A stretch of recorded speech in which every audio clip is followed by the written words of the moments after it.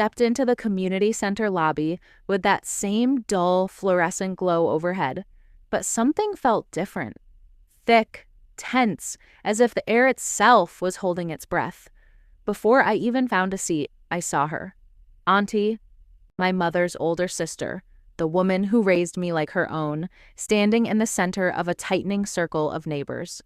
Her voice trembled as she tried to explain something urgent, her words tripping over each other like they were trying to escape her mouth faster than she could speak. The residents weren't listening. They were staring at her with curled lips and amused eyes. Someone behind me muttered loud enough for everyone to hear, "There she goes again, the drama queen." The words sliced through the crowd like a dirty joke they all felt comfortable laughing at. A few teenagers took out their phones, recording her shaking hands, her panicked breath, the fear in her eyes. They wanted to turn her pain into entertainment. That was all she ever was to them, something to laugh at. I watched her shrink under the noise, her shoulders folding inward as if she were trying to make herself invisible. She kept pointing toward the parking lot, trying so desperately to get someone, anyone, to take her seriously. Someone was trying to break into my car, she insisted, but her voice was barely holding together. Instead of concern, the crowd gave her sighs and eye rolls. I felt something hot flare up inside my chest. And then Martin, our HOA president, stepped forward. Smooth, polished, fake smiling Martin. He raised his hands dramatically like he was calming a riot. "Let's all calm down. No one is out to get you, ma'am," he announced, loud and confident, like a man who enjoyed hearing himself overpower others. Aunty tried again, lifting her voice, but someone mimicked her trembling tone from the back of the room and laughter erupted. Real, ugly laughter. She flinched like the room had slapped her. I started moving toward her, but Martin stretched out a hand and stepped in front of me like I was the disruption. I could see it in his eyes. He wanted to maintain the show, the hierarchy, the humiliation. Auntie's breath hitched, and under the pressure of dozens of mocking eyes, she choked out an apology she didn't owe. Her voice cracked, small and breaking. I'm sorry. Maybe I misunderstood." "No," I whispered under my breath, but she couldn't hear me anymore. "Sakha." She stumbled out of the room, wiping tears she couldn't hide, and I followed her as fast as I could. Outside, she grabbed my arm, gripping it like she was holding on for her life. Her voice broke into pieces as she whispered, "Why does no one ever believe me?"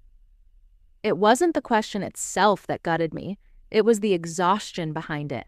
The years of dismissal, the years of being told she overreacted, imagined things, exaggerated. Haha. And suddenly, this wasn't embarrassment anymore. It was something darker, heavier, because as I looked at her, I realized something. She wasn't confused. She wasn't imagining things. She was terrified. And she had never looked terrified without reason. Right there, in the dim parking lot shadows, I made a vow I didn't say out loud. I will find out what happened. I will find out who did this, and I will make every single one of them regret what they did to you. Behind us, through the glass doors, the crowd's mocking still echoed faintly. Drama queen? Overreacting again. Attention seeker. Their words stuck to me like thorns. I watched her retreat to the car, shoulders shaking, and anger flooded my stomach. Anger at them. Anger at myself for not stepping in sooner. Anger at a whole neighborhood that found comfort in ridiculing a woman who'd spent her life being gentle. Even before I knew the truth, I could feel it rising between us. This moment was our breaking point. Their laughter had crossed a line they didn't even know existed. And as I stood beside her car, listening to her soft, broken breathing, I made my decision with absolute clarity. Wa'atai. This time, they were not getting away with it. Growing up, Aunty was the only person who ever treated my fears as something real. Every worry, every nightmare, every trembling confession, I never had to justify myself to her. She believed me before I even finished speaking. Some nights, when I woke up shaking, she would sit at the edge of my bed, smoothing my hair and whispering, "The world isn't as cruel as it feels right now." But even as a child, I could hear the lie in her voice. She said it for my sake, not because she believed it for herself. When my parents died, her grief was a shadow she tucked neatly behind her back. She raised me with a strength so quiet it often went unnoticed, even by me. But the neighborhood noticed something else: her sensitivity, her instinct, her intuition that caught every shift, every noise, every off detail others ignored. And instead of respecting it, they mocked it. Month after month, she'd raise a concern: strange footsteps at night, unfamiliar cars idling near the building, missing packages, and every time the response was the same: dramatic, sensitive, paranoid. They threw those words at her with the same tone as the teens recording her last night: casual cruelty wrapped in humor. There was one time years ago when she reported a man lurking near the mailboxes. Everyone rolled their eyes, muttered under their breath, dismissed her again. Weeks later, he was caught stealing credit card info. She had been right, completely right, but not one of them apologized. They just moved on, leaving her with the same label they'd carved onto her back. That label came from somewhere deeper, though. Before this neighborhood ever met her, her past was full of wounds she never talked about unless I asked. A husband who gaslit her for years, convincing her she was imagining things he actually did. A man who twisted her instincts into something she learned to distrust. And then he abandoned her, leaving her with nothing but a pile of false doubts and bank accounts he'd quietly drained. Those years trained her to second-guess everything she saw, everything she felt. And this neighborhood, with its bored residents desperate for entertainment, sensed that vulnerability and fed off it. Over time, she became an easy target: soft-spoken, anxious, always apologizing first, always trying to keep the peace. People like Martin especially loved having someone like her in the crowd, someone to talk over, someone to dismiss, someone to turn into the punchline of every meeting. I remember once, after a particularly cruel comment from a neighbor, she sat beside me at the kitchen table and whispered, "When they don't respect you, they rewrite your reality." She said it with a half smile, as if it was just a joke, but her eyes told the truth. She had lived her whole life being rewritten, and today, watching her shrink under their laughter felt like watching that same history replay itself in real time. Her shaking hands tonight reminded me of the day she opened her banking app and discovered her husband had taken everything. The same tremor, the same disbelief, the same feeling of betrayal layered over humiliation. She's always lived with the fear of being dismissed, the fear of telling the truth and being laughed at for it, the fear that no matter how real her experience is, people will choose the more entertaining version of her, the dramatic woman who overreacts. As I walked beside her car tonight, that fear showed itself again, and something inside me hardened. Their laughter was not just about what happened tonight. It hit the core of every wound she's carried for decades. And in that moment, my fury grew into something steady and sharp. Because this wound wasn't new. It didn't start today. This humiliation was the continuation of a lifetime of her being silenced. And for the first time, I wasn't a child watching helplessly. All those nights I promised her I would protect her. Those promises rose up inside me like a tide I could no longer hold back.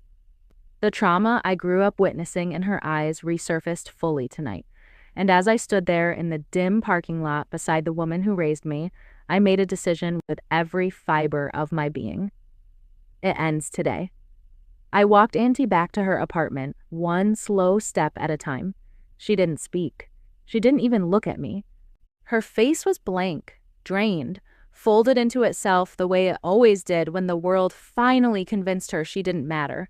And that silence, God, that silence, terrified me more than her panic ever could. Panic meant she was still fighting. Silence meant she had given up again. When she finally drifted into a restless sleep, I sat alone in the dark living room, replaying every second of that humiliation in the lobby. Her trembling voice, their laughter, the way she pointed toward the parking lot with absolute certainty. I kept asking myself what she saw, what she knew she saw, that made her voice crack like that. I couldn't sit still. I grabbed my jacket and headed back to the parking lot. The night air felt heavier than usual, thick with something tense and electric. Under the dim yellow lamps, I scanned every corner, every shadow, every parked car. And then I saw it. Thin, fresh scratch marks on Auntie's car door. Not random, not accidental. Clean, deliberate lines etched with intent. As I leaned closer, I felt eyes on me.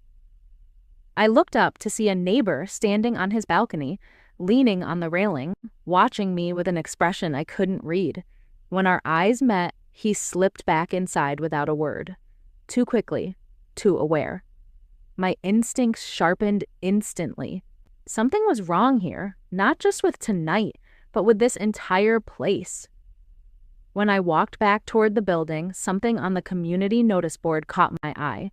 3 car break-ins reported in the last month. 3, and every single one marked no further action necessary. Brushed off, ignored, dismissed by the HOA the same way they dismissed Aunty.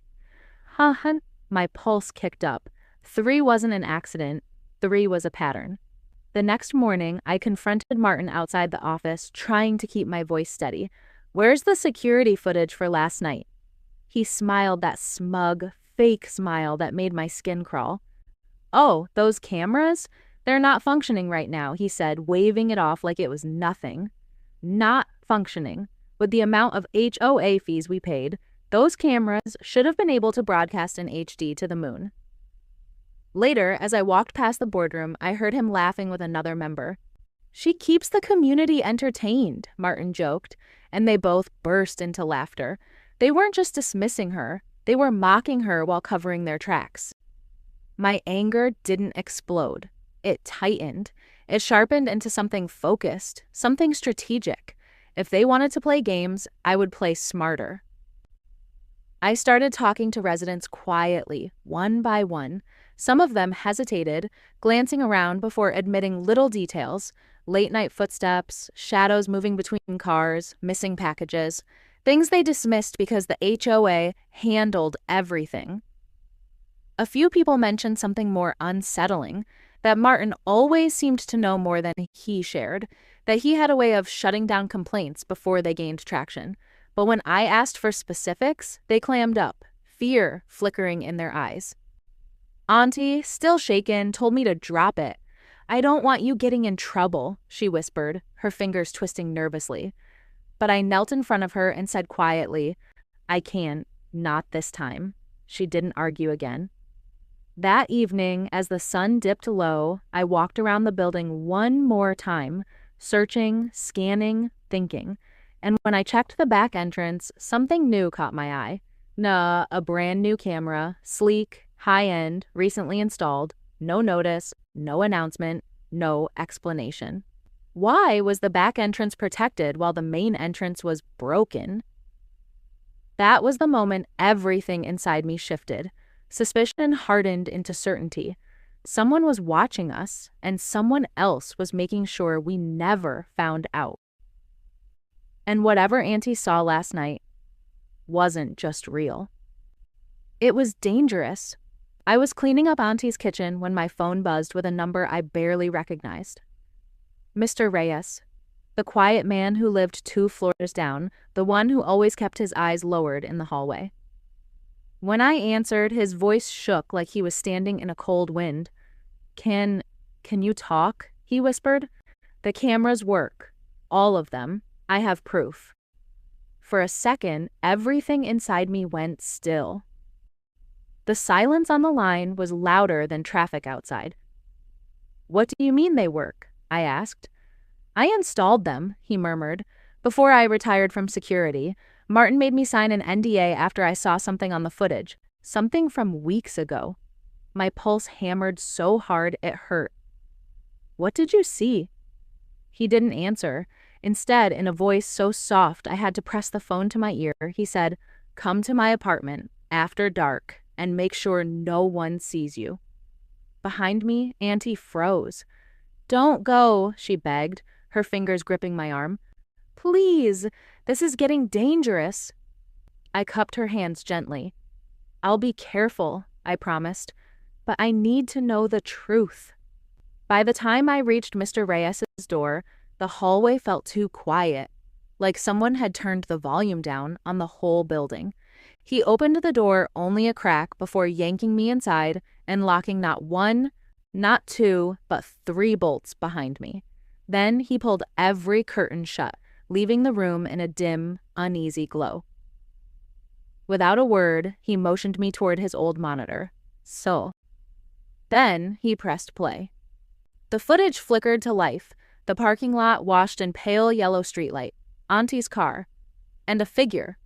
A cold, deliberate figure in a black mask tugging quietly at her car door. Exactly how she described it. Exactly when she begged for help. So, the timestamp matched her panic to the second. My breath left my body in one violent exhale. "Look closer," Mr. Reyes whispered, zooming slowly into the car window's reflection. The intruder leaned in, and the window caught a sharp glint. A watch. Not just any watch. Martin's watch. The heavy silver one with the cracked blue face he bragged about at every HOA meeting. I felt rage ignite in my chest. Hot, electric, blinding. Aunty hadn't overreacted. She hadn't imagined it. She wasn't confused, dramatic, or entertaining, as they mocked her. She was targeted. "Martin's been staging these little incidents," Mr. Reyes finally confessed, voice breaking. "He wants to raise HOA security fees, create a problem, then sell the solution. Your auntie saw him during one of his setups. He panicked, tried to discredit her before she told anyone." Everything in me shifted, snapping into clarity. They didn't just humiliate her. They tried to erase her. "Send me everything," I said, my voice low but steady. He nodded and handed me a USB drive. Small, unassuming, but it felt heavier than anything I'd ever held, like if the whole building tilted the moment it touched my palm. I slipped it into my pocket, stood, and walked toward the door with a fire that I hadn't felt in years. "Be careful," Mr. Reyes whispered behind me. "He won't like being exposed." I didn't turn around. I didn't need to. By the time I stepped back into the hallway, my fear was gone, burned clean by purpose. Tonight, I gathered proof. Tomorrow, I wasn't confronting them behind closed doors. Tomorrow, I was going public. I was up before sunrise, the sky still bruised with night when I walked into the rental shop. A projector, portable speakers, a long extension cord. Tools, not for a presentation, but for justice. By 7, I had everything set up in Auntie's living room. By 8, I was typing a message to every resident in the building, copying Martin's signature tone, formal, commanding, urgent. Mandatory community update, lobby, noon. Rumors spread fast. Whispers seeped through hallways. Doors cracked open. By the time the clock struck 12, the lobby was packed. Residents leaning over railings, peeking from stairwells, forming tight circles of speculation. And then Martin walked in. Confusion flickered across his face first. Then irritation. He scanned the setup, the projector, the screen, the cables, and his eyes narrowed. "Who authorized this?" he snapped. I stepped into the center, holding the USB drive like it was nothing more than a small plastic stick. But it was the blade he didn't see coming. "Let's begin," I said. He smirked, arms crossed. Arrogance fogged his vision. He was too used to control, too confident everyone would back him. I started with the humiliation from yesterday. Every word spoke itself, clear, steady, sharp. The parking lot. Auntie's panic. The way they dismissed her, mocked her, filmed her. The room tightened around my voice. Even the ones who laughed at her now stood motionless, shame creeping up their necks. Then I turned on the projector. The feed crackled to life. Gasps shot through the lobby as the masked figure stepped into view, slow, deliberate, bending toward Auntie's car door. Someone covered their mouth. Another backed away like the image might reach for them, too. I hit pause. The reflection in the window glowed across the screen. Martin's watch. The distinct cracked blue face shining under the streetlights. Silence collapsed over the lobby. Thick, heavy, undeniable. Residents surged forward, firing questions. "What is this? Is that really you? Explain yourself." Martin choked on his own breath, scrambling between denial and outrage. "That's not me. This is fake. You don't know what you're talking about. Turn that off." His voice cracked. His eyes darted. His mask slipped. I pulled out the printed HOA financial records. "Fake incidents, fake repairs, real money," I said. "Stolen from every person in this room." The crowd erupted. Some shouted in anger. Some looked sick with realization.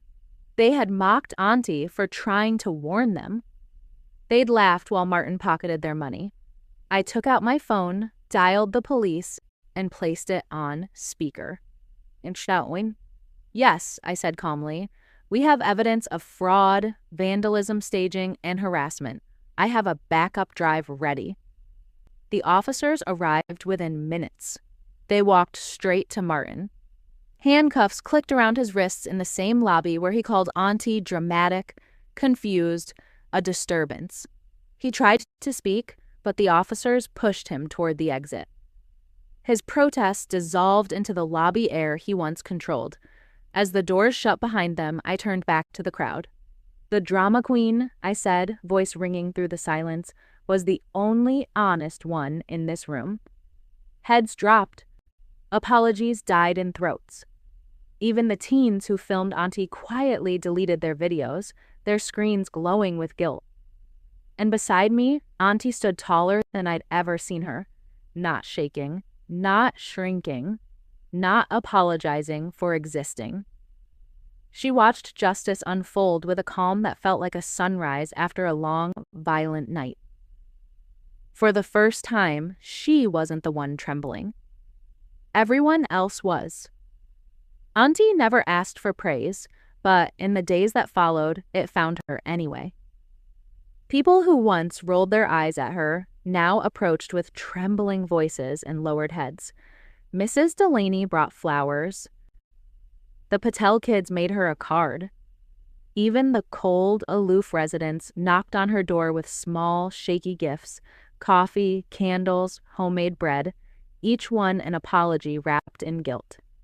Aunty accepted everything with soft nods, not pride, just quiet grace. The HOA fell apart almost overnight. Emergency elections, emergency audits, emergency apologies. When the new board offered Aunty a seat, a badge of honor they never would have given her before, she smiled gently and shook her head. "I only ever wanted to be heard," she said. And somehow, that line felt like the repair the entire community needed. Mr. Reyes started stepping outside again. The man who once hid behind locked doors now watered plants in the courtyard, spoke with neighbors, even waved at kids passing by.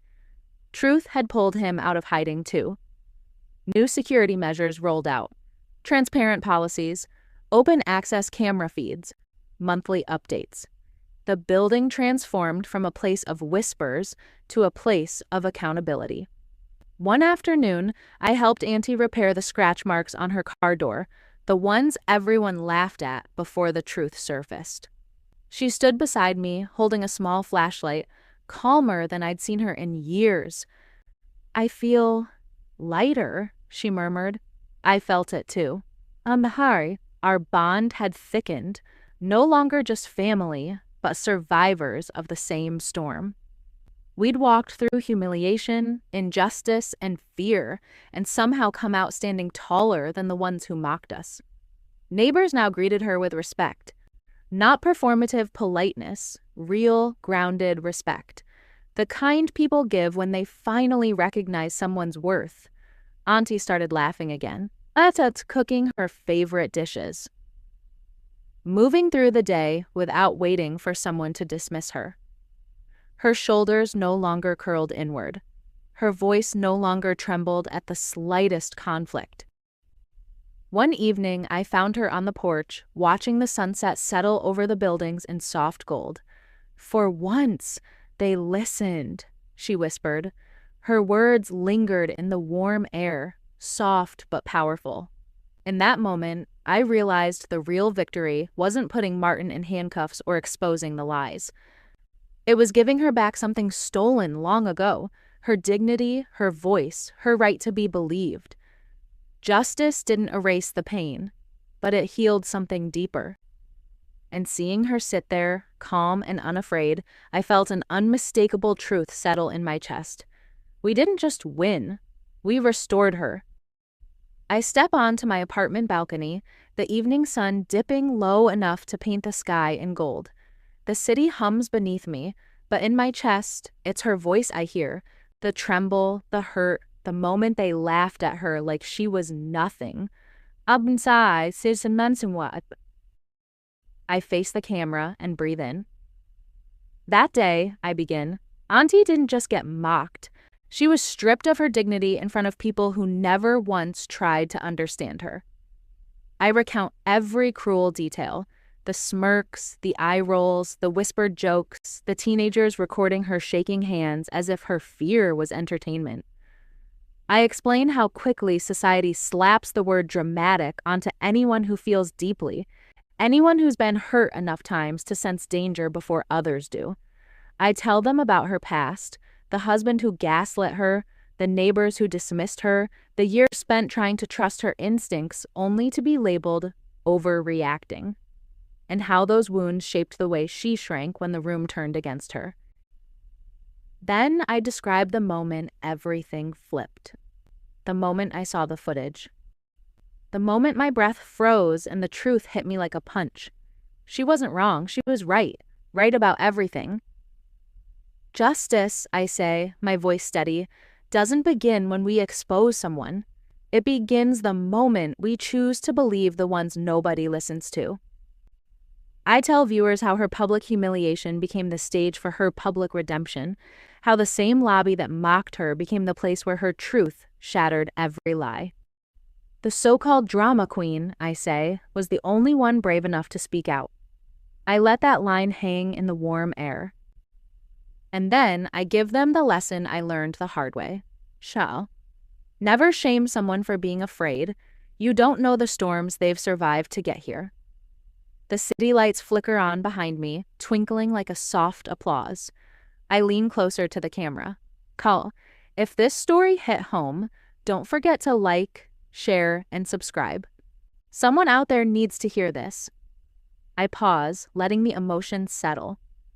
Believe the ones no one listens to. One day, their truth might save you too.